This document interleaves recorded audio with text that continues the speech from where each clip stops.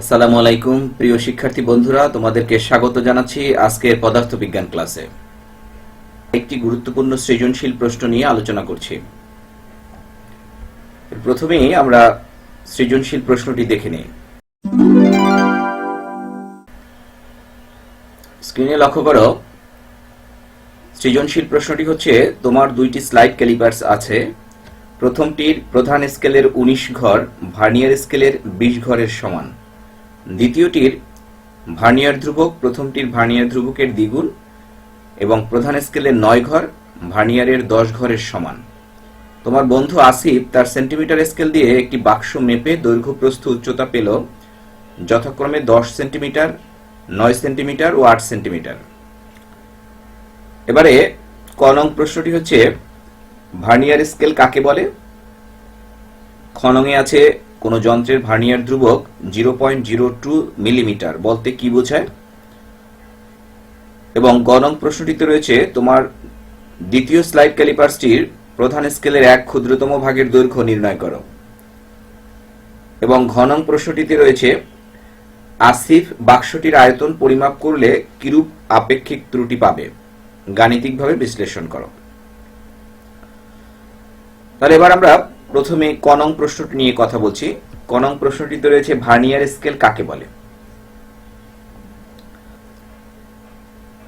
Vernier scale মূল স্কেলের ক্ষুদ্রতম ভাগের ভগ্নাংশের নির্ভুল পরিমাপের জন্য মূল স্কেলের পাশে যে ছোট আরেকটি স্কেল ব্যবহার করা হয় তার নাম ভার্নিয়ার স্কেল।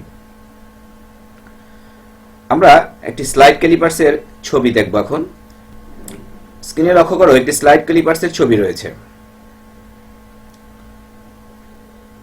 আমরা এই স্লাইড ক্যালিপার্স দিয়ে কিভাবে কোনো বস্তুর দৈর্ঘ্য মাপা যায় বা প্রস্থ মাপা যায় সেটি এখন জানব। তাহলে এই ভার্নিয়ার স্কেল বা স্লাইড ক্যালিপার্স সম্পর্কে আমাদের ধারণাটি পরিষ্কার হয়ে যাবে।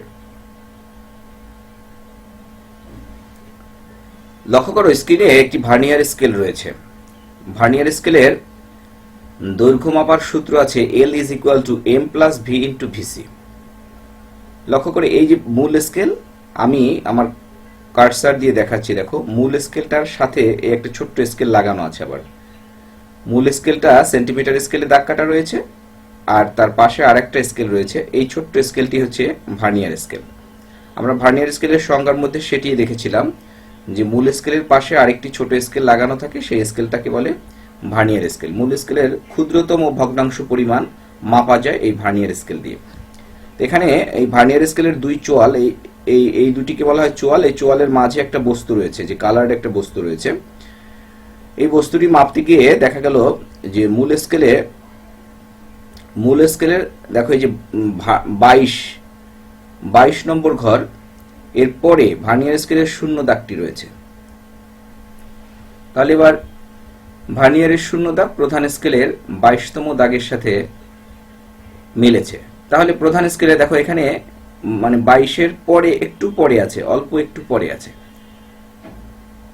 তাহলে আমরা যদি প্রধান স্কেল পার্ট নেই তাহলে আমরা নেব 22, কারণ আমরা সবসময় খেয়াল করব যে ভার্নিয়ারের 0 দাগটা কত এর পরে রয়েছে।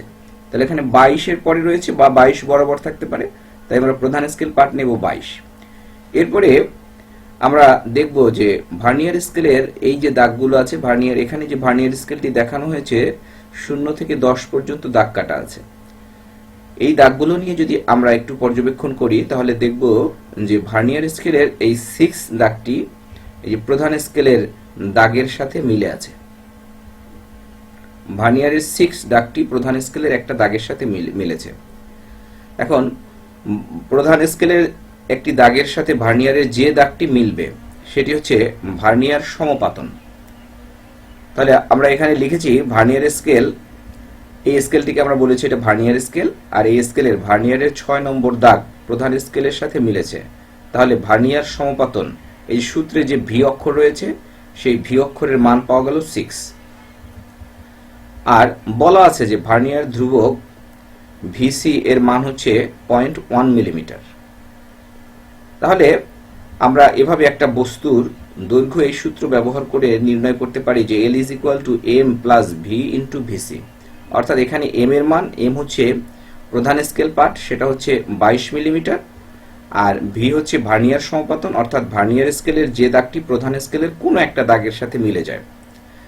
ভার্নিয়ার স্কেলের যে দাগটি প্রধান স্কেলের যে কোনো একটা দাগের সাথে যদি মিলে যায়, তাহলে কোন দাগটা মিলল, ভার্নিয়ার স্কেলের কোন দাগটা মিলল, সেই দাগটা বরাবর, সেই দাগটাই হচ্ছে ভার্নিয়ার সমাপতন।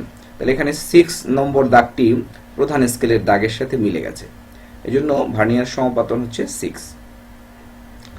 আমরা সেটা লিখলাম। আর এখানে ভার্নিয়ার ধ্রুবকের কথা বলা আছে 0.1 মিলিমিটার, আমরা সে 0.1 মিলিমিটার লিখলাম। লিখে এই যে বস্তুর দৈর্ঘ্য নির্ণয়ের সূত্র L is equal to M plus V into VC, সেই সূত্রে মান বসালাম। ভি এর এল এর মান হচ্ছে, এম এর মান হচ্ছে 22 যোগ ভি এর মান হচ্ছে 6 আর ভিসি এর মান হচ্ছে 0.1, সেটি লিখলাম। লিখে হিসেব করে দেখলাম যে এটা হচ্ছে 22.6। এভাবে একটা ভার্নিয়ার স্কেল, অর্থাৎ এটি পুরো যন্ত্রটিকে বলে স্লাইড ক্যালিপার্স, আর এই যে প্রধান স্কেলের সাথে যে ছোট স্কেলটি লাগানো থাকে এটিকে বলে ভার্নিয়ার স্কেল। এটা দ্বারা এই প্রধান স্কেলের ক্ষুদ্রতম অংশটুকু মাপা যায়। দেখো এই যে বস্তুটা আছে, এই বস্তুটা 22 নম্বর দাগের পরে, 22 নম্বর দাগ বরাবর, যে 22 নম্বর দাগের পরেও আবার একটু বাড়তি আছে, কতটুকু বাড়তি আছে সেটুকু আমরা এই ভার্নিয়ার স্কেল দিয়ে মেপে বের করতে পারি। তাহলে 22.6 এই বস্তুটার প্রস্থ মাপলাম, যে এটা হচ্ছে 22.6। আশা করি ভার্নিয়ার স্কেল সম্পর্কে তোমাদের একটি ধারণা তৈরি হয়েছে। এবং এখন যে আমরা প্রশ্নটির উত্তর করলাম, ক নং প্রশ্নটির উত্তর, যে প্রধান স্কেলের সাথে যে ছোট আরেকটা স্কেল লাগানো থাকে প্রধান স্কেলের ক্ষুদ্রতম ভগ্নাংশ মাপার জন্য, সেই ছোট ভার্নিয়ার, সেই স্কেলটিকে বলে ভার্নিয়ার স্কেল। বন্ধুরা, এবারে আমরা খ নং প্রশ্নটির উত্তর জেনে নেব। আমরা আবার প্রশ্নটি একটু দেখি, খ নং প্রশ্নটি কি ছিল। স্ক্রিনে লক্ষ্য করো, খ নং প্রশ্নটি ছিল, কোন যন্ত্রের ভার্নিয়ার ধ্রুবক 0.02 মিলিমিটার বলতে কি বুঝো। আমরা এই প্রশ্নটির উত্তর দেখে নেই।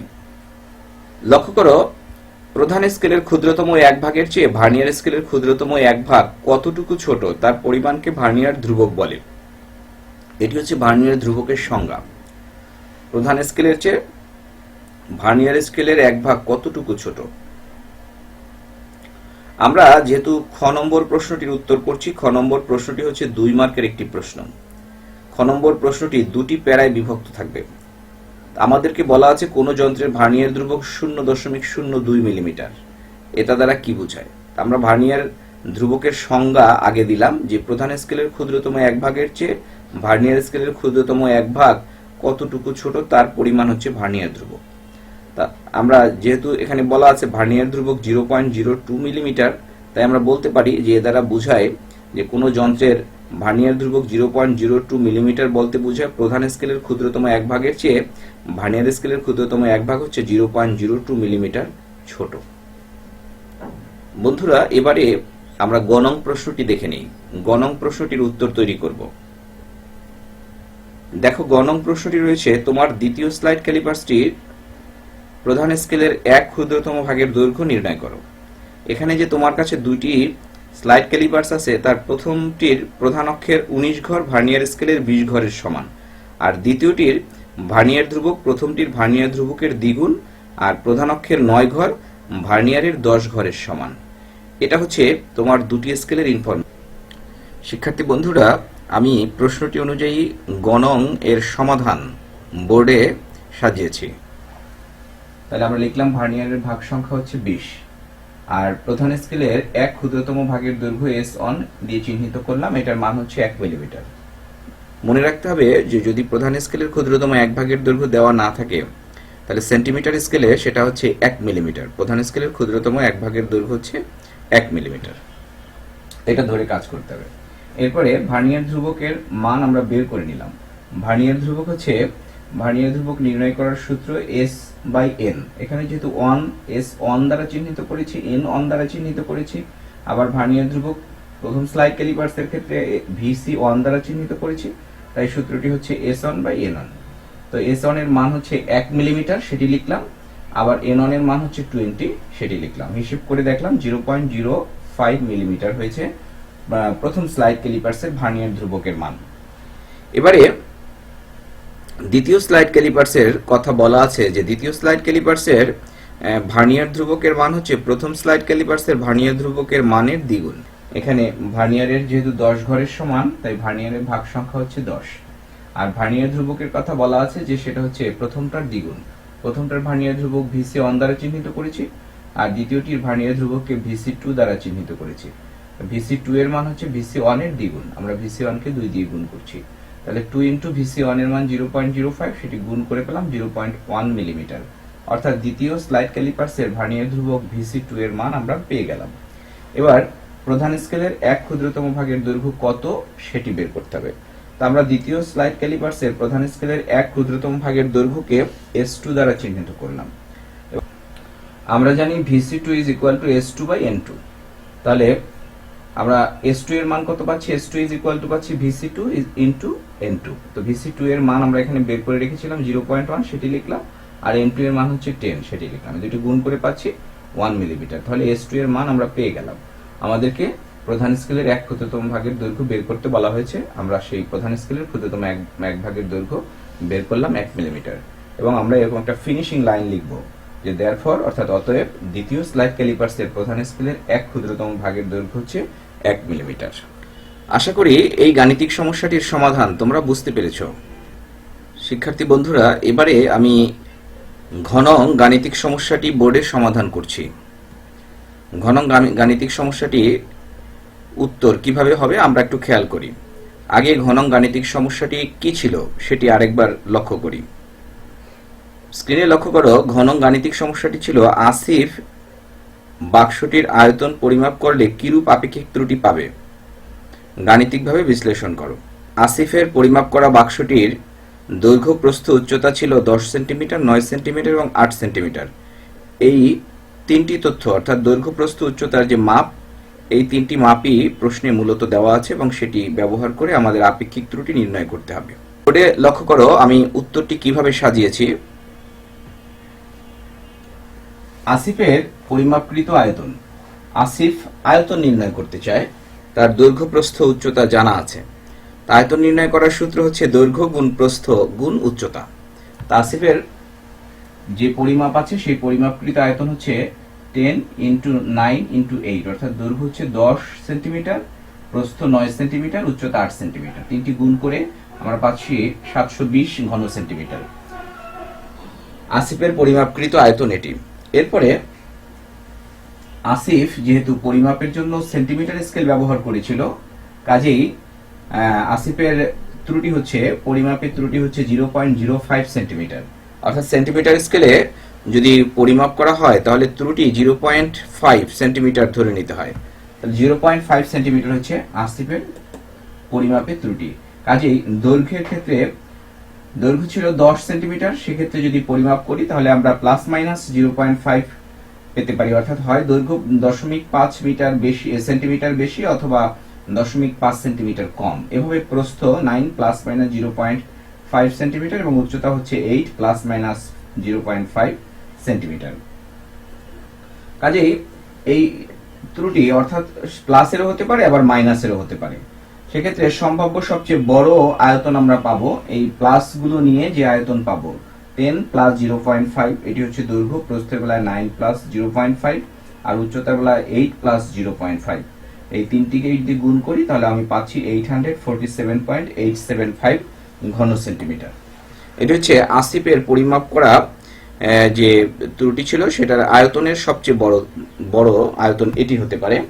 আবার সবচেয়ে ছোট আয়তন কি হতে পারে? সবচেয়ে ছোট আয়তন হচ্ছে মাইনাস দিয়ে যে মানগুলো পাবো সেই মানগুলো নিয়ে যদি আমি আয়তন বের করি, তাহলে 10 মাইনাস 0.5 সেটি হচ্ছে দৈর্ঘ্যের বেলায়, প্রস্থের বেলায় হবে 9 মাইনাস 0.5, আবার উচ্চতার বেলায় হবে 8 মাইনাস 0.5।